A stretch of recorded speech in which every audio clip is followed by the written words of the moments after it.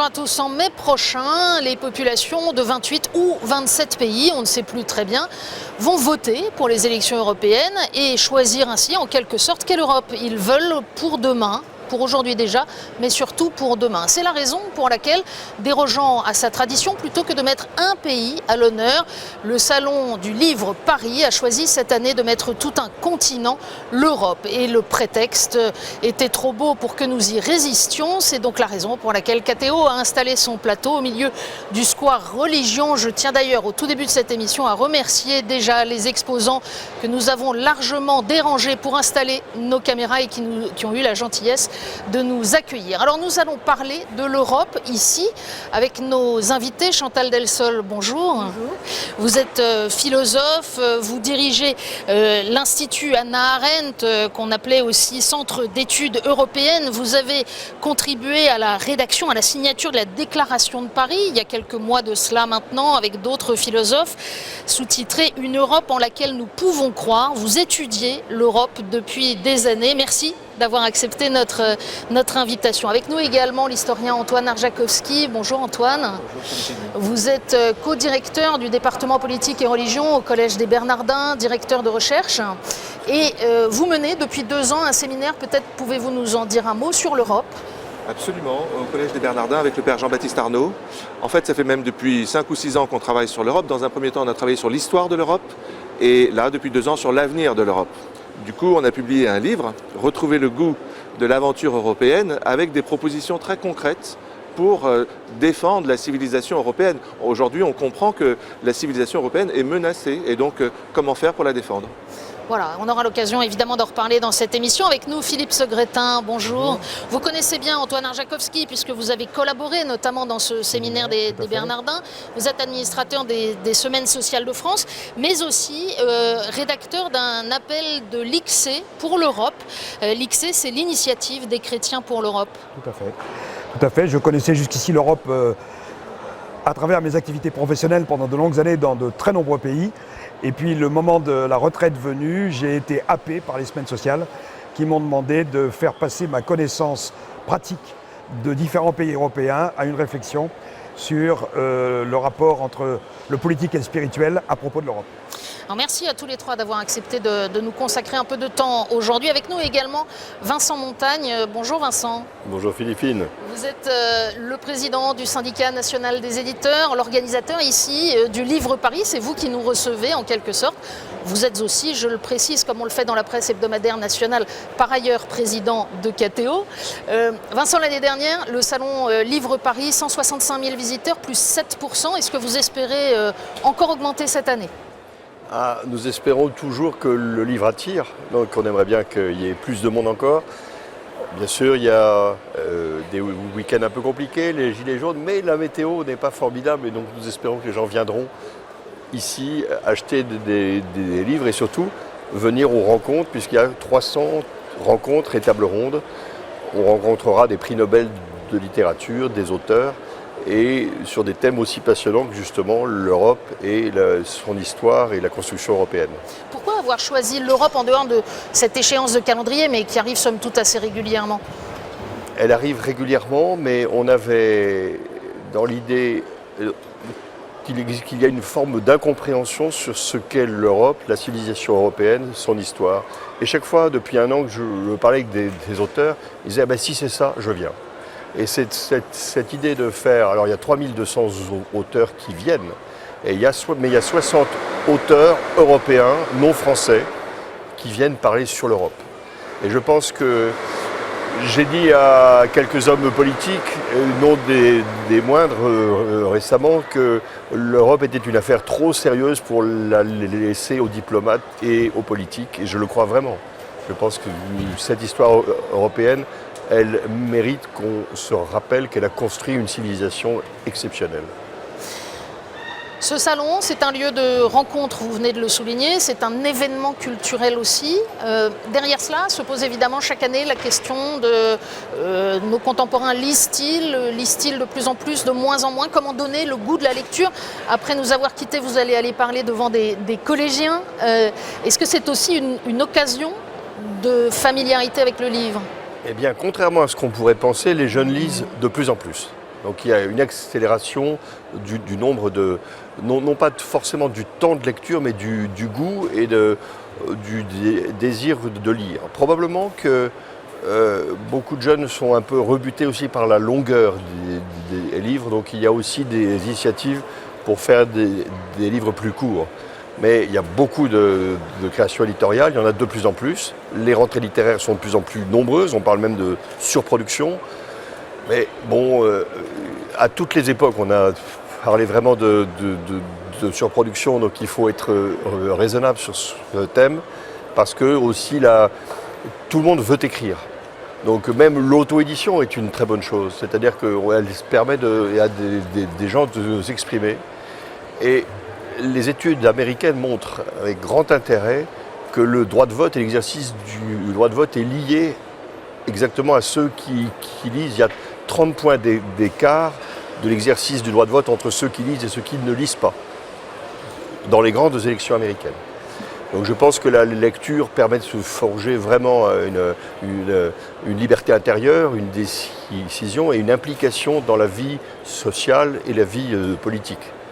On a annoncé la mort du livre au moment de l'émergence de la radio, puis de la télévision, puis maintenant d'Internet. Résolument, cette prédiction est inappropriée. Probablement, en tout cas, c'était le cas depuis très longtemps.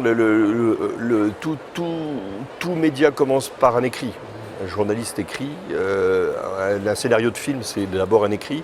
Et donc nous avons lancé, et vous avez exactement aujourd'hui dans une salle derrière, une rencontre en tête-à-tête entre les éditeurs et les producteurs. Parce que un film fait 2 fois plus d'entrées en salle quand il est issu d'un texte écrit et d'un livre. Qu'est-ce qui ferait, Vincent, que dans 4 jours, quand le salon va fermer ses portes, vous serez un organisateur heureux ? Le monde, la fréquentation, la reconnaissance du livre et de la lecture. Je pense que la première chose, c'est que les gens doivent se rendre compte que ce que l'on vient de dire, c'est que la lecture est décisive dans la construction de la personne. Et donc cette lecture, eh bien, il faut la préparer, il faut être éduqué, d'où l'idée que le Centre national du livre et la région Île-de-France donnent des chèques lire à 4300 collégiens. Et par conséquent, plus on intéresse les enfants à la lecture, et il faut le voir, c'est-à-dire quand on leur donne, c'est un peu comme un viatique, et c'est extraordinaire, donc ils vont acheter un livre. C'est quand même un chèque de 12 €, c'est pas rien, ça permet véritablement d'acheter un livre. Et donc je crois que cette dimension éducative est absolument essentielle. Je ne voudrais pas vous mettre en porte-à-faux avec vos engagements civils de représentants du syndicat des éditeurs, de patrons d'un groupe d'édition, mais vos engagements chrétiens sont aussi connus. Est-ce que dans ce thème de l'Europe, la dimension chrétienne fait aussi partie de la réflexion ?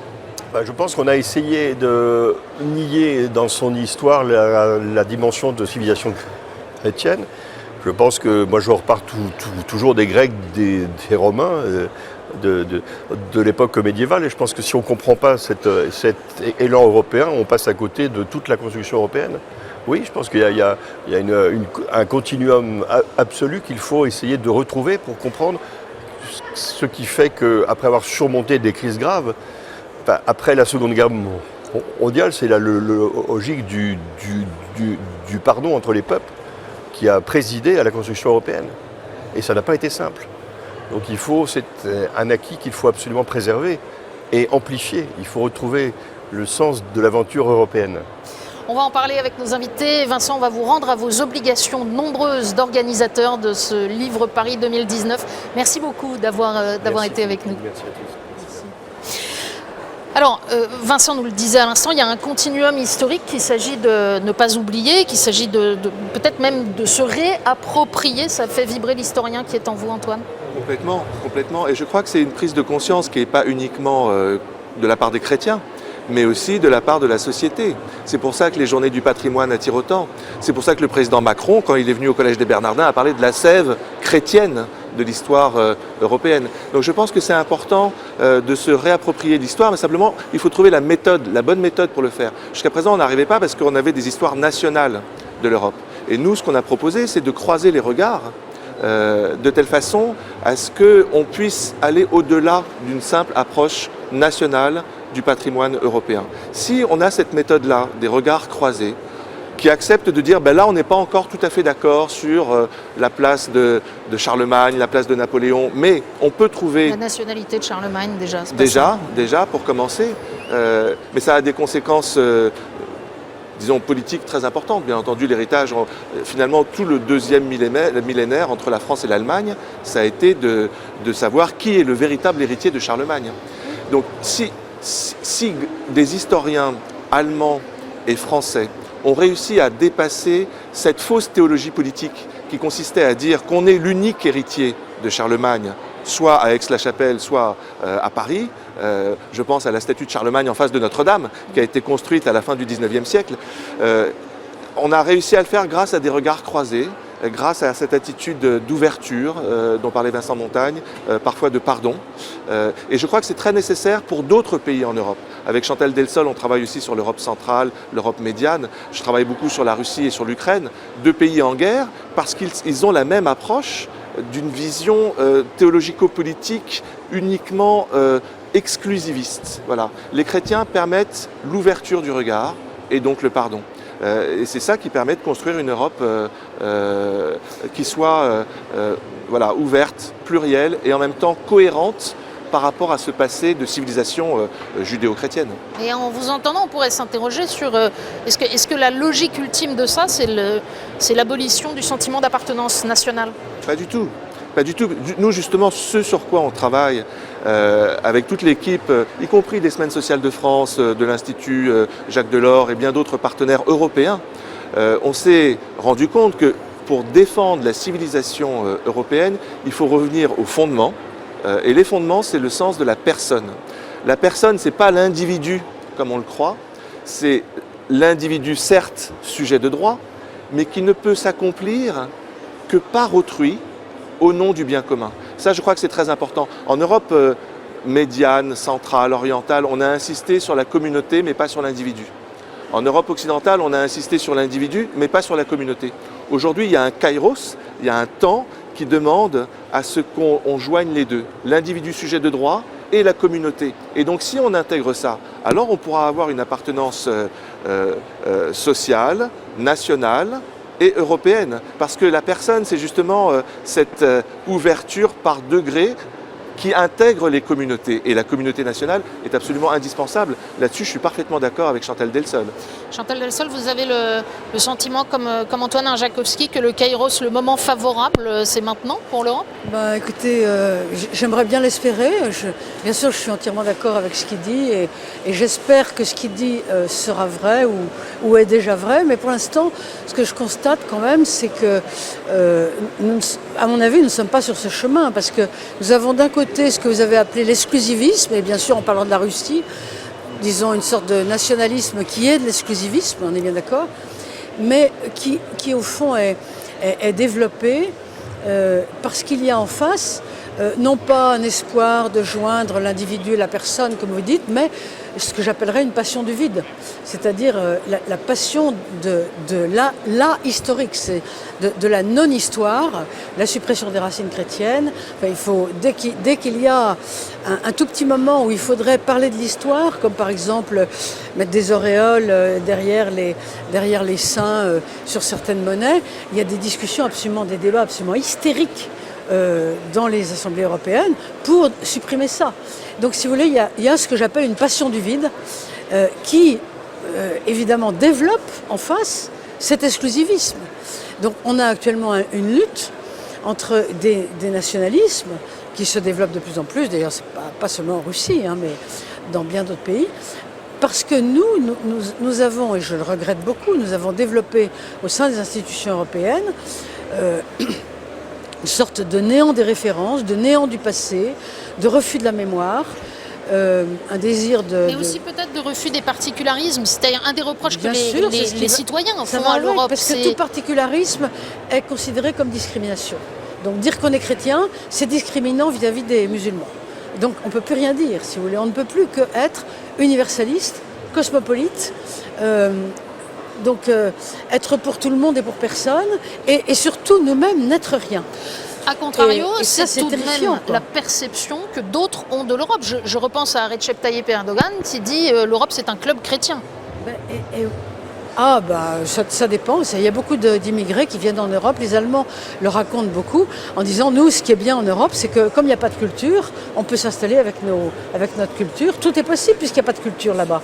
Il n'y a que l'argent. Et ça, au fond, on est considérés comme des gens qui n'ont que le culte de Midas et qui ont tout transformé en or. C'est très dommage. Et je pense quand même que c'est ça qui risque beaucoup de nous abîmer et peut-être de nous détruire. À mon avis, c'est ça le danger. Ouais. Après, comme chrétiens, vous êtes les uns et les autres, nous sommes les uns et les autres des gens d'espérance. Et peut-être Philippe Segretan nous dire un mot de votre appel des chrétiens pour l'Europe, parce que c'est un appel à l'action. Ça veut dire qu'on ne se résigne pas devant cette technocratie sans âme. Oui, je partage les analyses de Mme Delsol. Je suis moins sévère sur la situation actuelle, car aujourd'hui, effectivement, se montre, et c'est plus qu'émerger, se montre une capacité, une liberté de s'affirmer, y compris sur le plan spirituel. Et le fait que des associations comme l'Espagne sociale, mais une quinzaine d'autres, représentant une quinzaine de pays, aient lancé un appel des chrétiens pour l'action, me semble un signe important. On n'est pas en train de réinventer la démocratie chrétienne ou toute autre liaison floue entre le spirituel et le politique. Ça ne nous empêche pas de ne pas nous taire et nous disons appel des chrétiens pour l'action. Et la difficulté dans cet appel, c'est le nous. Qu'est-ce que ça veut dire nous, chrétiens européens? Parce que l'unité de temps, elle est là, on vote le 26 mai. L'unité d'action, elle est là, on vote. Mais alors, quant à l'unité de lieu, qu'est-ce que c'est difficile. Et ce texte a été imaginé à Riga. On a commencé à en parler à Cracovie. On l'a largement rédigé à Luxembourg et on vient de le signer à Milan. Entre personnes qui, au fur et à mesure où ils parlaient, et il y a le problème sémantique, dans quelle langue l'avons-nous rédigé? Alors bien sûr, on l'a rédigé en Globish English, mais après ça, chacun a essayé de le remettre au meilleur sens du terme dans sa propre langue, première difficulté. Et puis, c'est pas le tout de dire nous chrétiens européens, etc.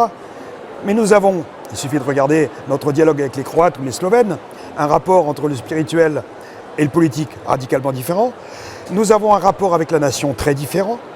Pour nous, l'État-nation est une évidence. Dans les Balkans, le décalage entre citoyenneté et nationalité est un problème. Donc tout le travail, avant même de commencer à dire ce qu'on va mettre dans le texte, c'est donner un corps à ce nous, chrétiens européens, et c'est ce qu'on a réussi à faire. Alors, vous l'avez fait avec ce groupe qui propose donc quoi comme action? Alors, finalement, la meilleure chose, une chose très facile, c'est de repartir des propos du pape François. Parce que quand, dans son discours fantastique au Parlement européen, le pape François dit « L'heure est venue de construire une Europe qui tourne non pas autour de l'économie, mais autour de la sacralité de la personne », tout est là, et cela a des conséquences fortes. On peut rappeler, c'est la visite du pape François au Parlement à Strasbourg, c'est en 2015. Et c'est des propos très durs du pape François aussi, parce que c'est là qu'il a parlé de l'Europe comme d'une grand-mère stérile qui n'était plus capable. Voilà, qui n'était plus capable d'être féconde précisément, de porter ses enfants et ses héritiers. Alors, il en tire des conséquences. Il dit, je rêve d'une... Et là, il l'a dit à l'autre discours important quand il a reçu le prix Charlemagne, par ailleurs. Je rêve d'une Europe qui promeut et défend les droits de chacun, sans oublier les devoirs de tous. Et puis, il chute sur l'identité. Et c'est important que le pape, qui lui vient de la périphérie, comme il le dit. Quand vous dites il chute, il conclut, non pas il tombe. Pardon, oui. Il conclut. Et j'ai eu la joie de passer avec quelques amis 1h30 avec lui. Et je me souviens de la manière fabuleuse dont il nous avait dit « Je vous regarde de très loin ». Moi, depuis Magellan, avait-il dit, nous vous regardons de très loin. Et il dit « L'identité européenne, dans son discours, quand il a reçu le prix Charlemagne, est et a toujours été une identité multiculturelle. Donc il n'est pas là pour rassembler, réunir ou se focaliser sur ce qui nous réunirait et nous affadirait. Au contraire, il admet la diversité de nos discours. Sauf que là encore, quand on dit identité multiculturelle, on peut aussi entendre absence d'identité, Oui, exactement. vision Je suis pas cosmopolite d'accord avec ça. indifférenciée. Oui. C'est Chantal. pas- Il n'y a pas d'identité multiculturelle. Une identité, c'est une identité. Prenez une personne, mon identité, c'est pas d'être à la fois noire, blanche, café au lait, indienne, française et chinoise. Non, j'ai une identité. C'est particulier l'identité. Alors ça ne veut pas dire qu'il n'y a pas des apports, des influences, bien sûr, métissé aussi, des influences. Ça peut être une identité métisse. Mais l'identité est particulière. Dire identité multiculturelle, ça veut dire c'est à la fois particulier et universel. Ça n'existe pas, ça. Et en même temps, ça fait référence sans doute à ce qui est on pourrait presque dire le slogan de l'Europe, unie dans la diversité. Oui. Je crois qu'il faut entendre, interpréter les paroles du pape François, là encore, autour de ce paradigme de la philosophie de la personne. Parce qu'une personne se construit dans le dialogue. La dimension multiculturelle, c'est de dire qu'on se construit à travers le dialogue. Et il insiste beaucoup dans ses textes sur le dialogue, l'intégration. Les chrétiens ont aussi à se remettre en question, à mon avis, parce qu'il y a eu aussi toute une période d'enfouissement de la pensée catholique. On ne voulait pas apparaître, parce qu'avant, peut-être, on était apparu de façon trop visible. Et donc, il faut trouver le juste équilibre du dialogue. Ni enfouissement, ni verticalité d'imposition, si vous voulez. Je crois que ce que le pape François dit à travers ces mots, c'est cette idée qu'il faut dialoguer. Et justement, sur ces questions d'histoire de la culture européenne, la méthode que nous avons trouvée avec d'autres, et avec le Parlement européen, c'est là où je crois que les institutions européennes font elles aussi un bout de chemin. Avec le Parlement européen, on a créé un site, Ma Maison de l'Histoire de l'Europe, qui propose des regards croisés, des dialogues avec les citoyens et les historiens de métier. Il y a aussi une nouvelle initiative dont j'aimerais parler, parce que c'est Alain Lamassoure qui lance ça en ce moment, qui est un député européen, qui a créé une association qui s'appelle Pax Europa, et qui vient de recevoir une lettre du Premier ministre pour créer un observatoire de l'enseignement de l'histoire en Europe. Et il veut le faire en dialogue avec les différentes académies des sciences existantes et les associations d'historiens existantes en Europe. Et ça, je crois que ça va permettre réellement aux citoyens européens de s'approprier une histoire qui ne soit pas, je suis d'accord avec Chantal, complètement... Petit dénominateur commun, quoi. Voilà, une espèce de- c'est pas ça qu'il faut. Il faut se mettre de côté aussi ce nihilisme qui est réel aussi dans notre Europe occidentale. Par contre, une vision qui soit personnaliste, justement. Mais alors, qu'est-ce qui reste de chrétiens aujourd'hui dans le projet européen? Moi, j'ai l'impression qu'en fait, dès qu'on parle d'Europe, les chrétiens disent oui, les pères fondateurs étaient chrétiens. Et puis alors, une fois qu'on a dit ça, les pères fondateurs, c'était quand même il y a un petit moment maintenant, et on peut se réjouir que le projet européen ait continué d'avancer pendant des décennies. Qu'est-ce qu'il y a dans le projet aujourd'hui? Alors, je crois qu'il y a plusieurs points qu'il faut retenir absolument. Premier point, la Convention européenne des droits de l'homme, ça a été soutenu par beaucoup de chrétiens. Le fait qu'on dise, je ne sais pas, la peine de mort, c'est quelque chose qui n'est pas présent sur le territoire européen, parce que nous avons des principes éthiques, que chaque vie humaine a une dignité inaliénable, ça c'est quelque chose que les chrétiens ont soutenu très fort. Il y a un deuxième point que les chrétiens ont soutenu très fort et qui est présent dans l'architecture européenne, c'est la notion de subsidiarité. Sauf qu'on explique d'un mot. La subsidiarité, c'est de prendre en compte que des décisions qui peuvent être prises à un niveau donné soient prises à ce niveau donné. Mais que si ces décisions ne peuvent pas être prises au niveau local, puissent être prises à un niveau régional, et si ce n'est pas pris au niveau régional, que ça le soit au niveau fédéral. Ça, c'est dans les traités, c'est présent dans la méthode. C'est réellement comme ça que ça fonctionne, parce que le sentiment des populations, pas seulement en France, en Belgique, en Suisse, mais un peu partout en Europe, et quelles que soient leurs convictions pro-européennes, c'est quand même à l'inverse qu'on a une holding qui réglemente la vie du niveau local. Non, mais moi je réponds sur la question qu'est-ce qui reste. Ça reste, c'est dans les traités. Simplement, il faut l'actualiser. C'est un principe. Il faut l'actualiser. Il faut le concrétiser. Et notamment sur la question des migrants, sur la question de la politique des migrations, je crois que de plus en plus, il faut s'orienter vers ce respect des espaces-temps. L'espace-temps de la Hongrie n'est pas l'espace-temps de la France ni de la Grande-Bretagne. Si on reconnaissait une valeur à ces espaces-temps, alors à ce moment-là, on pourrait mutualiser ce travail nécessaire d'accueil des migrants en même temps de protection des frontières et de politique de coopération avec les parties, disons, avec l'Afrique. Sans se diaboliser mutuellement, mais en se répartissant les tâches, tout simplement. Oui, la subsidiarité, Jacques Delors m'avait demandé d'être expert pour la subsidiarité dans les années 93. Je suis allé à Bruxelles une fois par semaine pendant un certain temps. Je me suis rendu compte qu'en fait, ce qu'ils voulaient, c'était mettre ça dans les textes et faire le contraire. Ils avaient, c'est trop long à expliquer, mais ils avaient tourné la subsidiarité pour que ça devienne un principe jacobin. Ce qui est très facile. Il suffit de dire qu'on ne fait pas confiance en bas pour que tout remonte tout le temps. Et bon, c'est plus compliqué que ça, mais ça... Donc si vous voulez, on sait que c'est bien d'être subsidiaire parce que ça fait partie de notre culture, mais en fait, ça n'est pas du tout concrétisé. Je suis d'accord avec vous pour dire qu'il faut que ça soit concrétisé.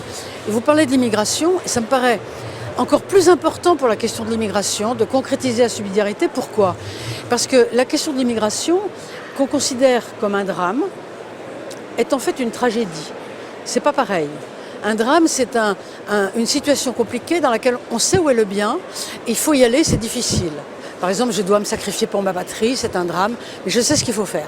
Une tragédie, c'est au contraire une situation dans laquelle vous avez deux valeurs complètement affamées, qui luttent l'une contre l'autre, et qui sont aussi importantes l'une que l'autre.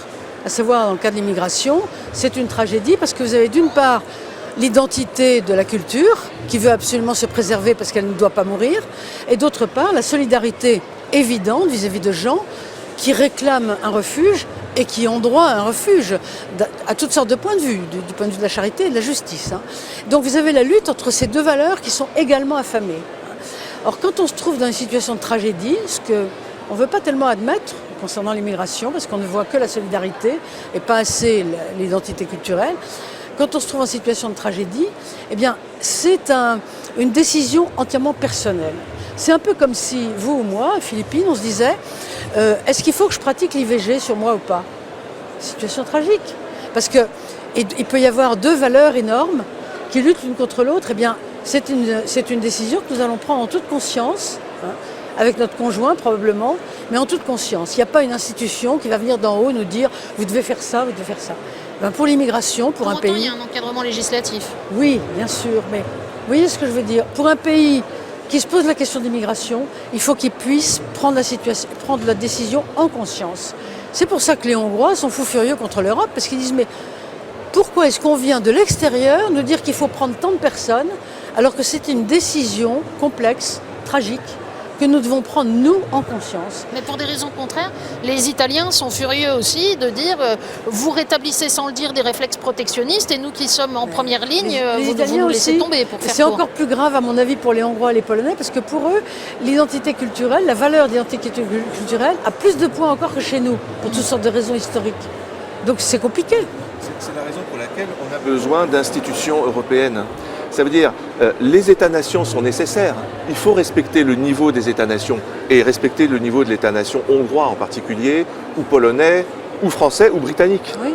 Mais il faut aussi la Commission, l'institution de la Commission qui dise ben là on peut mutualiser les responsabilités, et notamment en matière budgétaire. Peut-être qu'en Hongrie, vous ne voulez pas vous occuper de l'accueil de certains migrants, etc. Mais vous pouvez nous aider sur Frontex pour la protection des frontières. Vous voyez, là, ça, la Commission peut aider la structure européenne à mutualiser les responsabilités. Je crois que c'est ça qui est important. Oui, oui. Oui, je crois qu'il faut revenir une seconde sur ce mot de subsidiarité. Vous avez rappelé quel était un concept qui permettait l'efficacité. Décidons au bon niveau. Prenons le problème dans l'autre sens, du bas vers le haut. La subsidiarité est radicalement nécessaire pour permettre l'exercice de la démocratie. S'il n'y a pas de subsidiarité, le citoyen ne se sent pas concerné par ce qui se passe en haut. Donc la subsidiarité est d'abord le seul moyen pour que la démocratie vive. Donc exigeons la subsidiarité, pas seulement parce que c'est plus efficace, mais d'abord parce que ça permet aux citoyens de s'exprimer.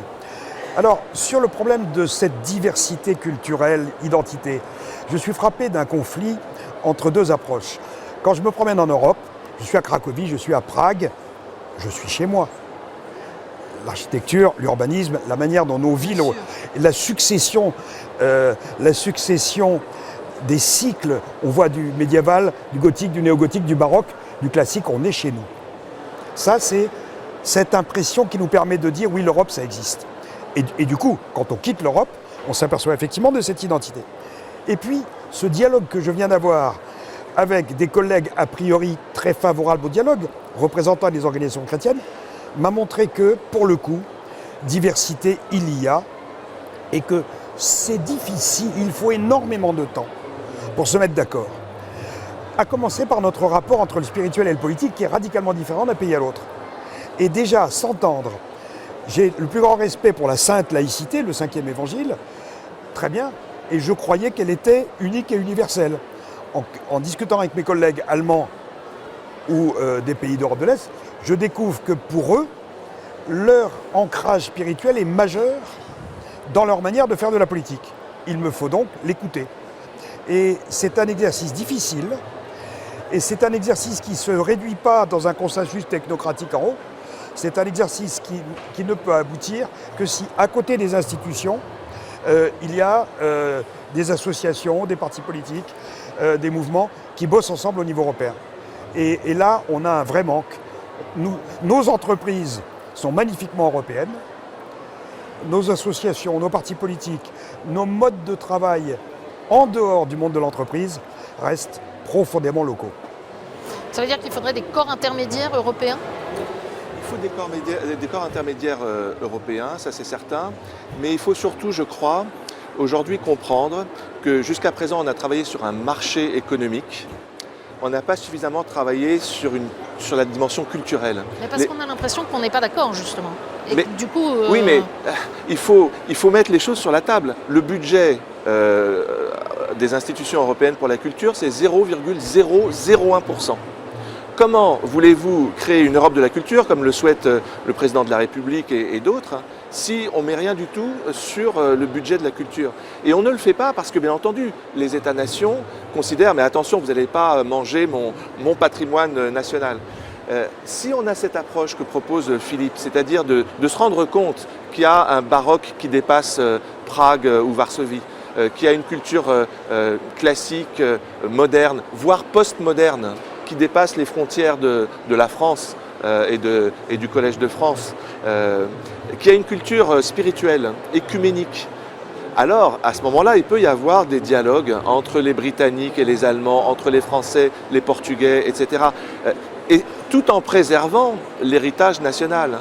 Je crois que c'est ça qu'il faut aujourd'hui absolument. C'est l'une des 10 propositions qu'on fait avec le pool des universités catholiques en Europe, par exemple, avec un certain nombre de partenaires. C'est de dire, commençons par définir ce que c'est que la culture.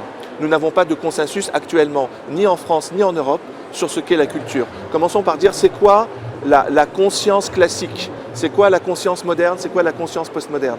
Et on verra que chacune a sa part de légitimité, chacune a sa part de dignité, sa part de vérité, mais qu'il faut empêcher à l'une des cultures d'être dominante par rapport aux autres. Et le malheur, et là-dessus je suis d'accord avec Chantal Delsol, c'est que parfois on comprend la culture comme uniquement la culture postmoderne.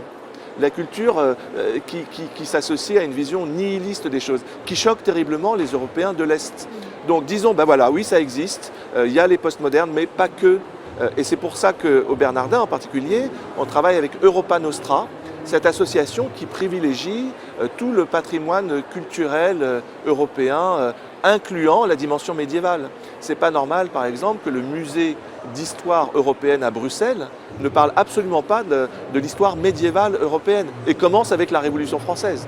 Donc là, il y a un travail énorme à faire. En fait, l'Europe s'est construite sur la crainte de la guerre, ce qui pouvait quand même se comprendre. Et donc, je pense qu'on a été trop loin dans ce concept. C'est-à-dire qu'on peut arrêter la guerre en arrêtant les armes, en s'entendant économiquement, etc. Mais on part du principe, je crois, nos gouvernants européens partent du principe que, comme la culture est particulière, elle est source de guerre.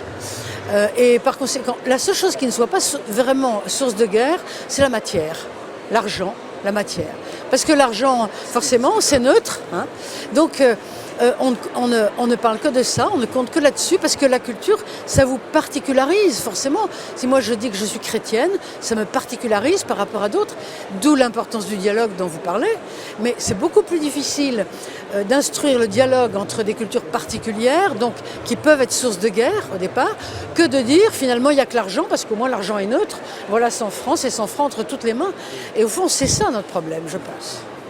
Il faut sortir d'un angélisme, c'est Ah, clair. oui, oui. Je comprends très bien ce que vient de dire Mme Persol.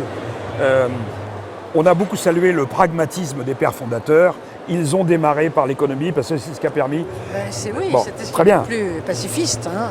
Et on est vraiment arrivé à la fin de cette dynamique-là. Cette dynamique-là n'a plus aucun sens puisque de toute façon, elle se fond dans la mondialisation économique. Donc il est urgent, mais il me semble qu'il y a énormément de signes qui montrent que c'est en train de se faire. Il est urgent de revenir à la vision commune. Alors, dans ces différentes interventions, le pape François nous en propose des éléments forts autour du mot solidarité ou autour du mot responsabilité. Et pour reprendre ton expression, Antoine, c'est clair que si les États-Unis se bâtissent autour de l'individu et si à l'Est, on voit arriver des puissances qui se bâtissent autour d'une vision totalement collectiviste de ce que c'est que la cité, tu as raison de dire que c'est autour de la personne. Et là, c'est quelque chose qui nous lie profondément.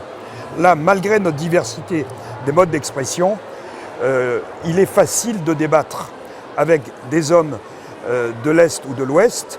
Alors, je parle de l'Europe. Tu as souvent plaidé que le personnalisme avait des composantes, notamment polonaises, autour de Berdiaïev, absolument passionnantes. Et pour avoir été...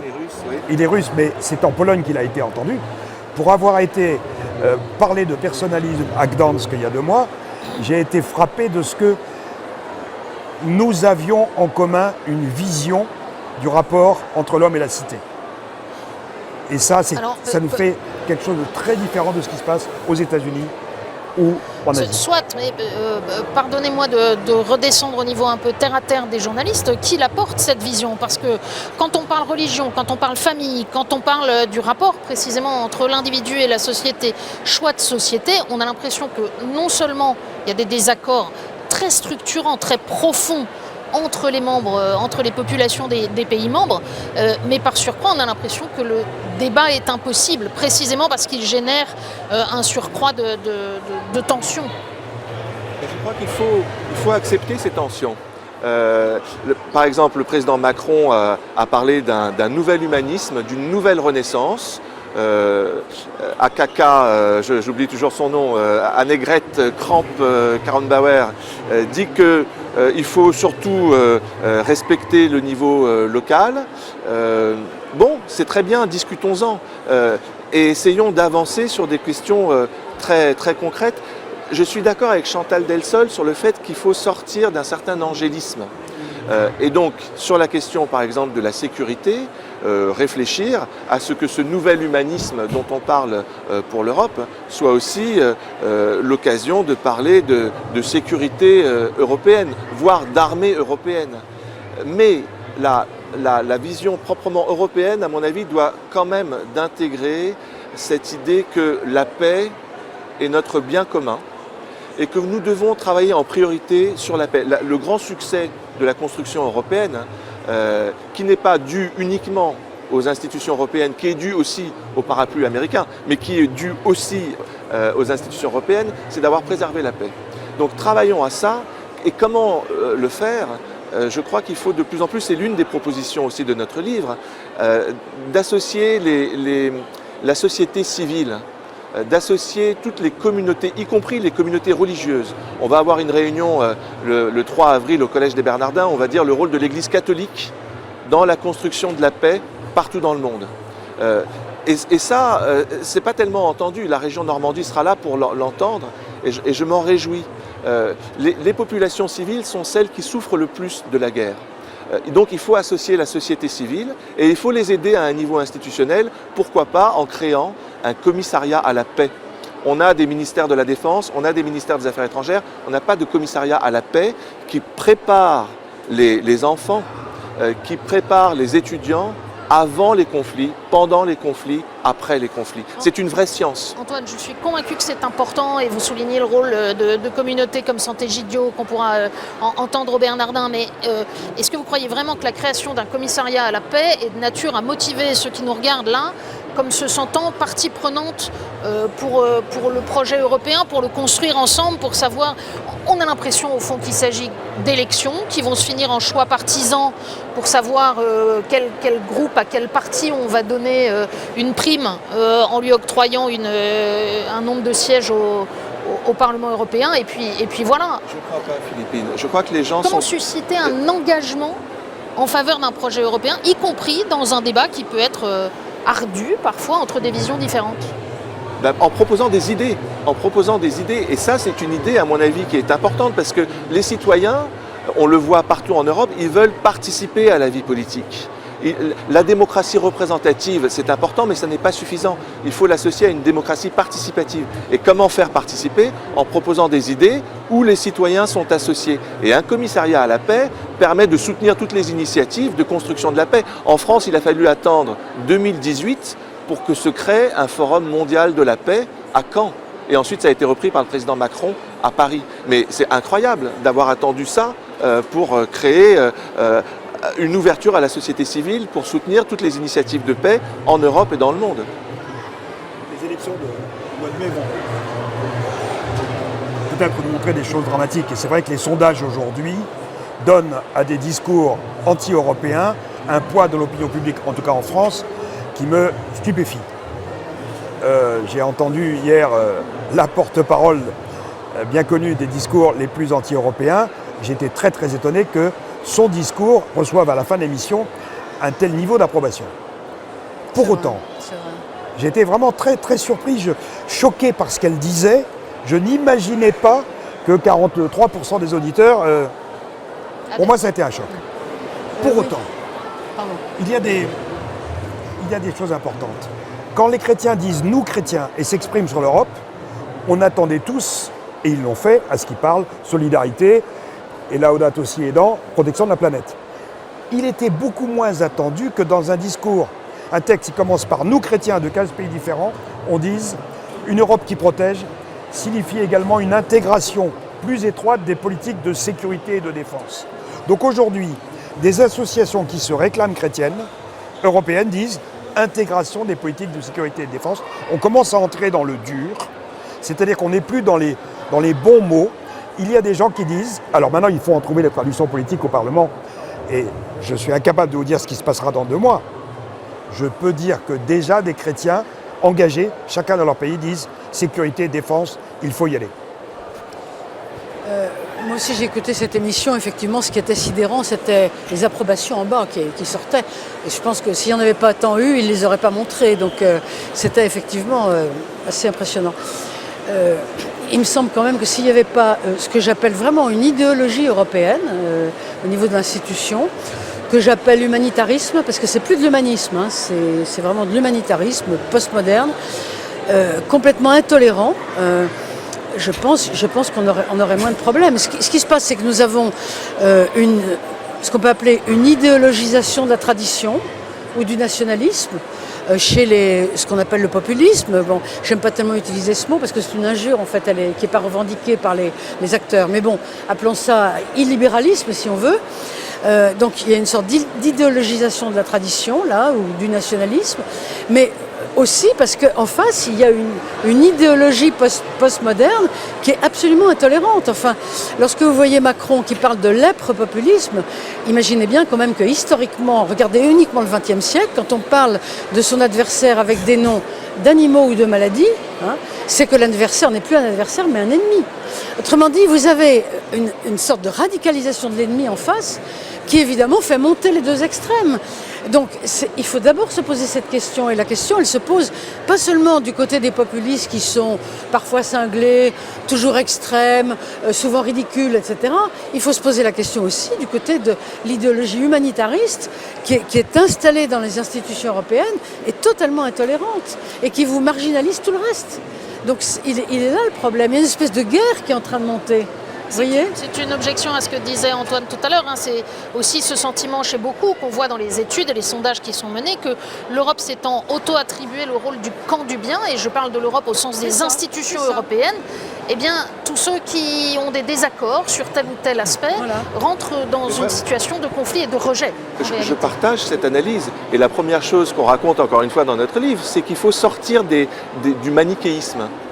Et de ceux qui effectivement s'approprient, que ce soit dans le camp occidental, mais aussi dans le camp de Orban et des autres, le fait que c'est nous les vrais représentants de l'Europe. Il faut sortir de ça. Il faut sortir des franges radicales qui tirent vers la radicalisation justement. Et je pense que c'est là où les chrétiens ont un rôle très important. Essayer d'avoir une approche un peu plus complexe, en disant c'est plus compliqué que ça, la construction européenne. Il faut saisir le meilleur de chaque tradition intellectuelle pour essayer de construire un ensemble qui respecte les identités nationales et culturelles, mais qui cherche quand même à créer un ensemble à une époque devenue ultra dangereuse. Le fait que... Est-ce que vous parliez de l'espace-temps tout à l'heure, est-ce que nous sommes en Europe dans un espace-temps propice au débat sur des sujets complexes et des nuances? Mais je crois que c'est indispensable, parce que lorsque les Américains, par exemple, le président Trump dit qu'il ne compte pas nécessairement appliquer de façon automatique l'article 5 de la charte des Nations Unies pour protéger un pays faisant partie donc, de l'OTAN, la charte de l'OTAN pour protéger les pays faisant partie de l'OTAN, à ce moment-là, ça remet en question toute la sécurité européenne. Les pays baltes se disent, mais pour peu que les Russes viennent prendre un bout russophone de notre pays, on est perdu. Donc ça veut dire qu'il faut réellement, aujourd'hui, il y a un enjeu pour inventer une défense européenne. Mais quand il propose que la représentation aux Nations Unies soit un siège européen plutôt qu'un siège français, ou plus exactement que le siège français soit transformé en siège européen, c'est aussi un bon moyen pour provoquer en France des réactions épidermiques. Oui, mais en même temps, tout le monde comprend bien que le Conseil de sécurité des Nations Unies ne fonctionne pas. Et donc, il faut trouver des réformes. C'est pas grave. Non, ça veut dire qu'il faut faire les deux. Il faut que la France garde son siège au Conseil de sécurité. Il faut que l'Europe ait aussi un siège au Conseil de sécurité. Je ne vois pas d'incompatibilité à ce que ces deux propositions se rejoignent. Le temps est venu de proposer une réforme du droit international. C'est ce que dit Mireille Delmas-Marty, je crois qu'elle a raison. On doit sortir d'un droit international fondé sur des États-nations solitaires à un droit international fondé sur des États-nations solidaires.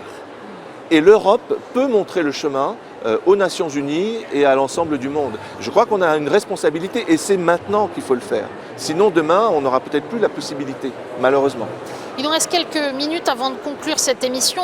Philippe Segretin, si vous deviez exprimer une espérance concrète pour l'Europe pour les mois qui viennent, alors que nous sommes tout de même dans une période troublée, même si les Britanniques semblent souhaiter reporter quelque peu leurs décisions. Pour l'instant, c'est très instable. Quelle est votre espérance pour l'Europe cette année? La prise au sérieux de la démocratie.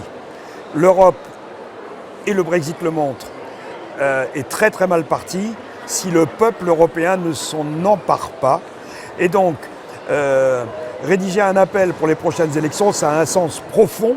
Ce n'est pas dire votez pour Dupont, votez pour Durand, c'est dire emparez-vous de l'Europe et en tant que chrétien, nous avons à le faire. Donc si j'avais à ce titre un seul vœu, je ne me projette pas sur ce qui va se passer après, je dis déjà emparons-nous de l'Europe, notamment aux prochaines élections. Antoine? C'est la même chose, c'est ce qu'on a voulu dire. Il faut retrouver le goût de l'aventure européenne. L'aventure européenne, ce n'est pas un donné, c'est une tâche à accomplir. Il faut comprendre qu'elle est inachevée. Et il faut que les jeunes le comprennent, ça. Parce que les jeunes, jusqu'à présent, ont tendance à ne pas aller voter. Et moi, j'aurais envie que les jeunes votent pour pouvoir défendre leur avenir. On a parlé tout à l'heure de la question de l'environnement. Il faut une politique européenne. Ce n'est pas au niveau de la France ou de l'Île-de-France qu'on va régler les questions d'environnement. Il faut une politique européenne qui permette à la fois de respecter, bien entendu, la société, mais aussi d'intégrer la protection de l'environnement. Et ça, les jeunes doivent se mobiliser et comprendre que c'est à l'échelle européenne qu'on peut réaliser ça.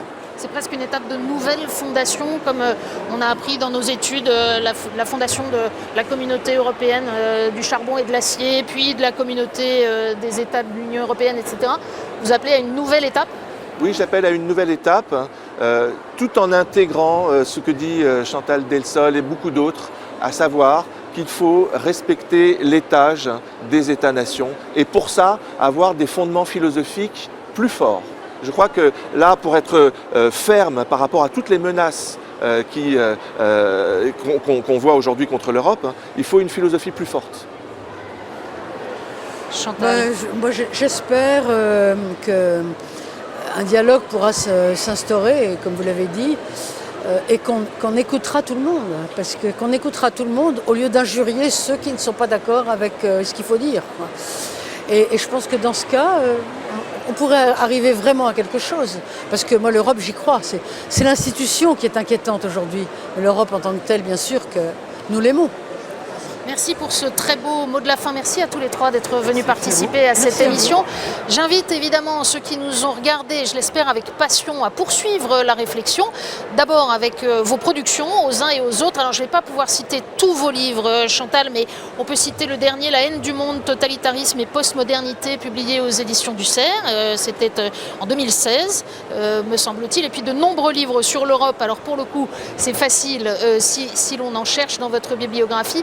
Antoine Arjakovsky, on rappelle donc cet ouvrage collectif avec Jean-Baptiste Arnaud que vous avez porté et coordonné, retrouver le goût de l'aventure européenne, 10 propositions pour un avenir personnaliste de la civilisation européenne. Et puis on renvoie sur Internet notamment à cet appel des chrétiens à l'action. De XC, donc l'initiative des chrétiens pour l'Europe. Merci infiniment à tous les trois. Merci encore une fois vraiment beaucoup à tous les exposants de ce square des religions qui ont accepté de se laisser largement déranger par l'installation du plateau de KTO ici. Et merci évidemment au salon Livre Paris d'avoir bien voulu nous accueillir. Une mention spéciale à Jean-Baptiste Passé, le directeur général de la Procure, qui a coordonné l'ensemble. Et puis aux équipes qui ont préparé cette émission, Olivier Braillon et Étienne Lauraillère en particulier, et Manon Leys. Merci aux équipes techniques de KTO et surtout à vous de votre fidélité. Très belle soirée, à bientôt.